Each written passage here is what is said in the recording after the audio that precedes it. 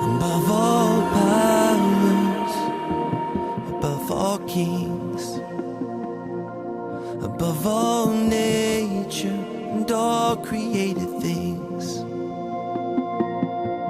above all wisdom and all the ways of man. You were here before the world began.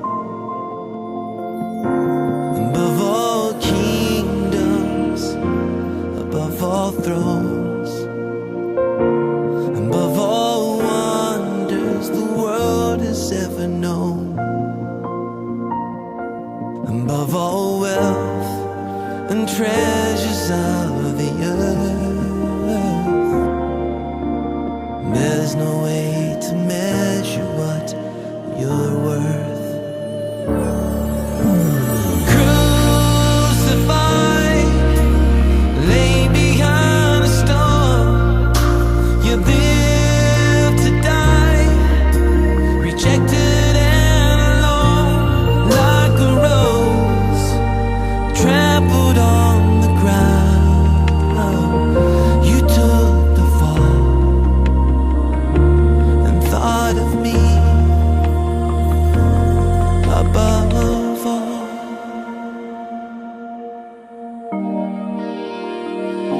Above all powers, above all kings, above all nature and all created things,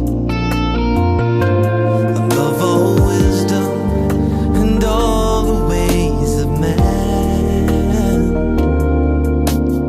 You were here before the world began.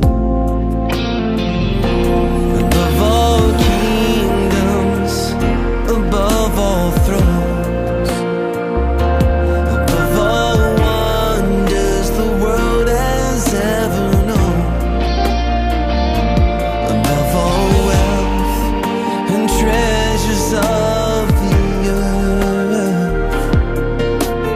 There's no way to measure what you're worth. Crucified, lay behind a stone. You live to die, rejected and alone, like a rose trampled on the ground. You took the fall and thought of me above all.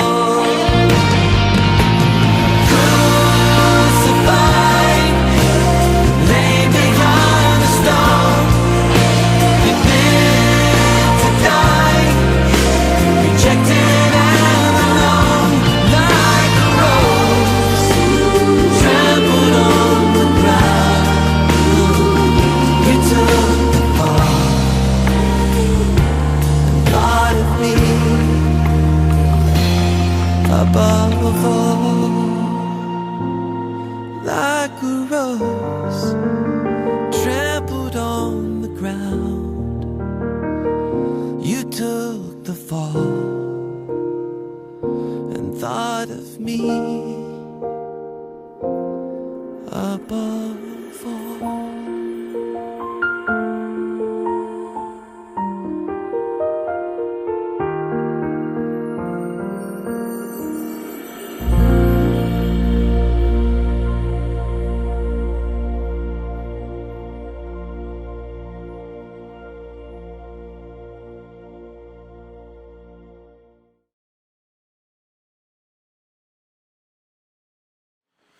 Goeiemôre familie en ek hoop dit gaan goed met elkeen van julle waar julle is op hierdie wonderlike opstanding Sondag wat ons vandag saam kan vier in hierdie Paastyd. Mag elkeen van julle werklik weggestap het van die kruis af Vrydag met 'n nuwe moed dat ons liefgehê word, dat ons vasgehou word en dat ons nooit alleen gelaat word nie. Mag julle weet dat die almagtige Here saam met ons elkeen is, elke liewe dag. Ons gaan vanmôre bietjie lees uit die Markus Evangelie uit. En ons gaan vandag bietjie kyk rondom die tema van die evangelie van tweede kanse. Nou mag elkeen van ons vanmôre regtig dit beleef, dat die evangelie vir ons 'n tweede kans skep. Ek wil graag vir ons lees uit Markus 14 vers 26 tot 31 en ook Markus 16 verse 1 tot 8. Ek lees vir ons. Nadat hulle die lofsang gesing het, het hulle uitgegaan Olyfberg toe.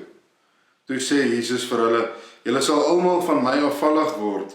Daar staan immers geskrywe, ek sal die herder doodmaak en die skape sal uitmekaar gejaag word. Maar nadat ek uit die dood opgewek is, sal ek julle vooruitgaan na Galilea toe. Petrus het vir hom gesê, al sal hulle ook almal van u afvallig word, ek sal nie. Jesus sê toe vir hom, dit verseker ek jou, jy sal vandag nog, in hierdie nag, voordat die haan 'n tweede keer kraai, my 3 keer verloon. Maar Petrus het nadruklik gesê, al moet ek saam met u sterwe, ek sal u beslis nie verloon nie. En al die ander het dieselfde gesê.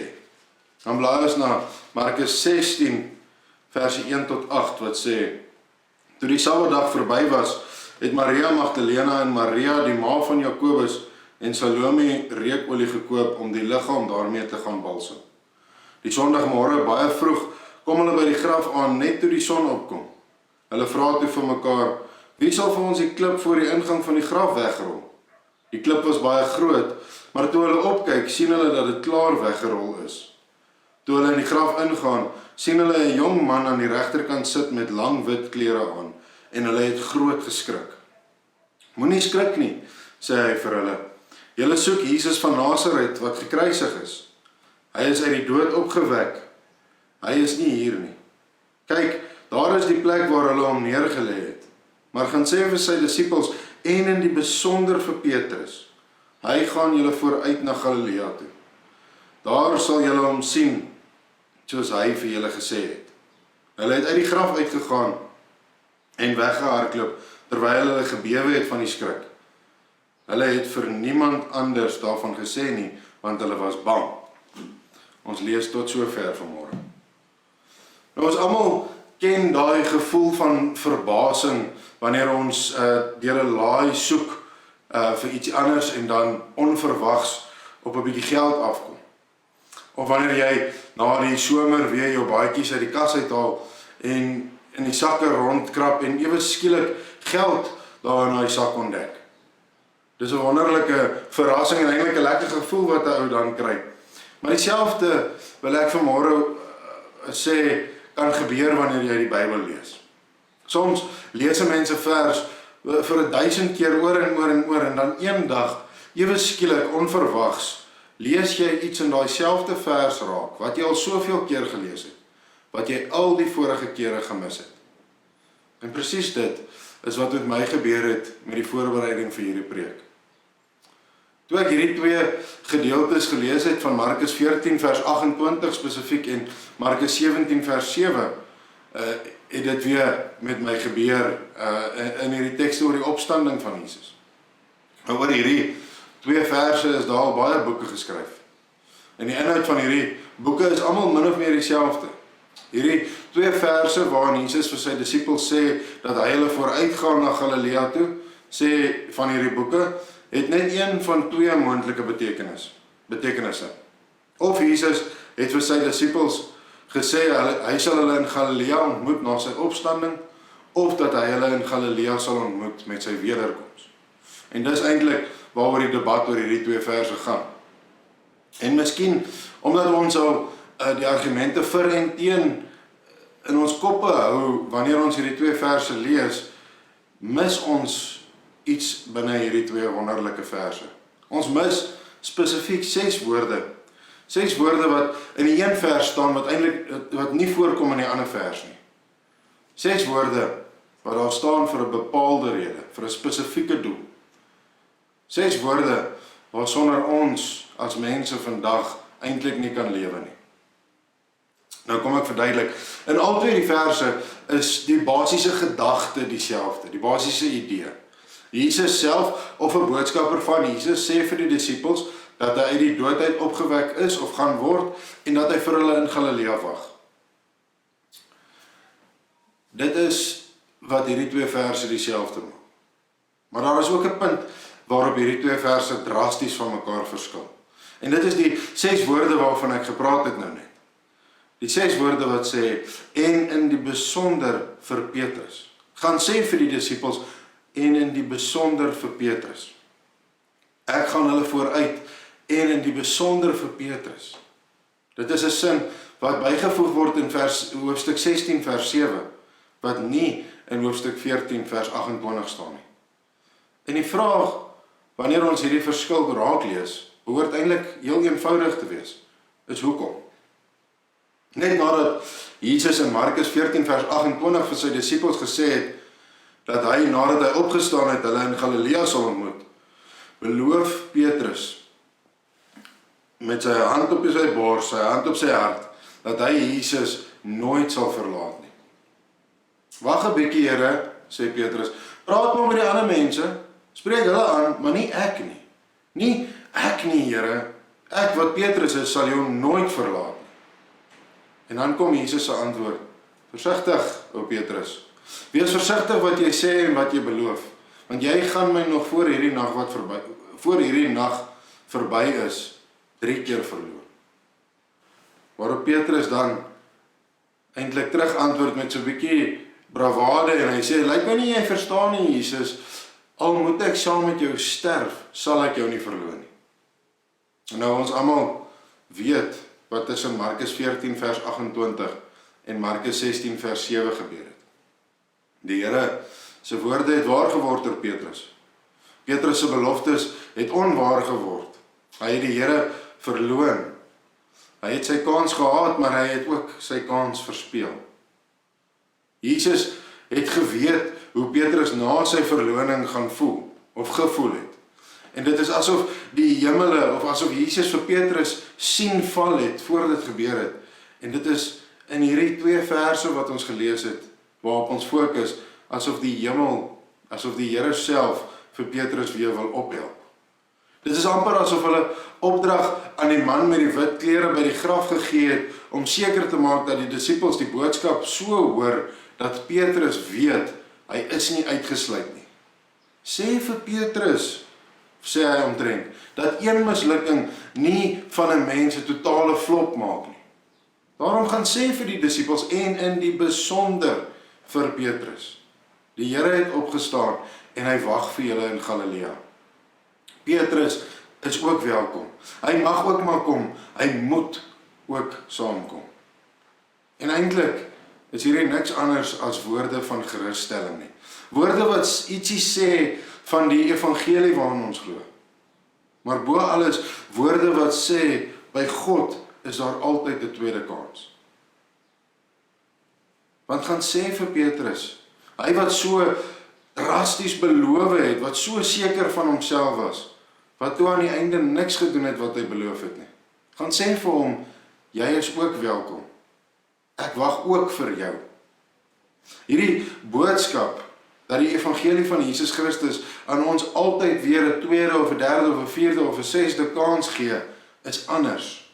Dit is so anders as vandag se wêreld, familie.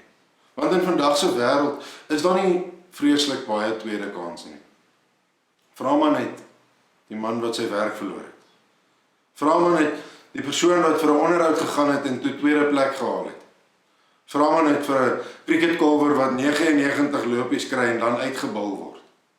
Vra maar vir die vleuel wat by die doellyn kom en dan die bal aanslaan. Dink maar mooi hieroor. Daar is baie dikwels nie in ons wêreld tyd vir 'n tweede kans nie. Deesdae is dit meer 'n geval van dis nou of nooit. Of ons duld nie onbevoegde mense rondom ons nie. Of onthou net, jy het een kans om hierdie te maak werk. Moenie sleg voel nie. Min mense bereik die hoogste, sê mense gereeld. Net die sterkstes oorleef, hoor ons ook baie. Gelukkig is dit alleen so in die wêreld.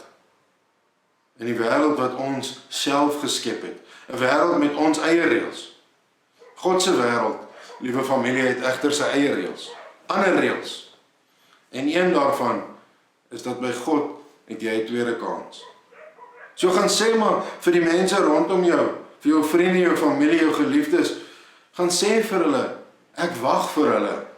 Gaan sê vir Petrus, hy mag maar weer kom. En wat lees ons het Petrus met sy tweede kans gemaak? Gaan lees maar gerus in die Johannes Evangelie, spesifiek Johannes 21. Hy het, toe hy vir Jesus op die oewer sien staan, sy klere uitgepluk en in die koue see van Galilea ingespring en na Jesus toe gehardloop. Die tweede kans wat Petrus gekry het gemaak dat hy die evangelie die hele pad na Rome toe uitgedra het. Sy tweede kans het gemaak dat hy, soos wat die geskiedenis ons leer, onderstebo gekruisig is in Rome, ter wille van Christus. Omdat hy nie bereid was om Christus weer te verloon nie. Want hy het 'n tweede kans gekry. Familie, die opstanding van Jesus hou vir ons as God se kinders 'n belofte en 'n opdrag in.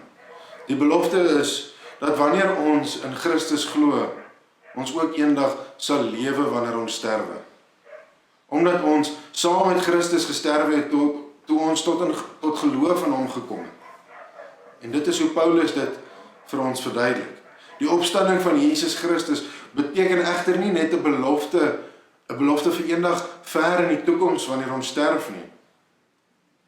Sy opstanding beteken ook 'n opdrag vir hier en nou. 'n Opdrag wat met 'n tweede kans, 'n derde of 'n vierde of 'n vyfde kans te doen het. 'n Opdrag wat sê, gaan vandag en gaan begrawe daai ou mens. Daai ou mens wat so geneig is om in vyandskap teenoor God en teenoor sy medemens te leef. Staan op as 'n nuwe skepping, as 'n nuwe mens, as 'n mens wat God en sy naaste liefhet. En as jy dit nie gister reg gekry het nie, al het jy probeer, doen dit vandag weer. Gaan begrawe weer daai ou mens en staan weer op in die nuwe lewe waar Christus besitter en koning van jou lewe is. Hy gee jou 'n tweede kans. In vandag se lewe gebeur dit nie elke dag dat ons mense kry wat vir ons 'n tweede kans gee. Wat nog te sê dat ons 'n tweede kans elke dag kry. En Jesus se veilige hande het ons so iemand. Daarom herhaal ek weer, gaan sê vir die disippels en gaan sê vir Petrus en gaan sê in die besonder aan elkeen wat vanoggend in hierdie kerk van ons is. Die Here het opgestaan. Die Here gaan hulle vooruit en hy wag vir elkeen van hulle. Hy wag dat elkeen van hulle die ou mens sal begrawe en sal opstaan as nuwe mense in Jesus. Want my opstanding, sê Jesus, het dit vir julle moontlik gemaak. Amen.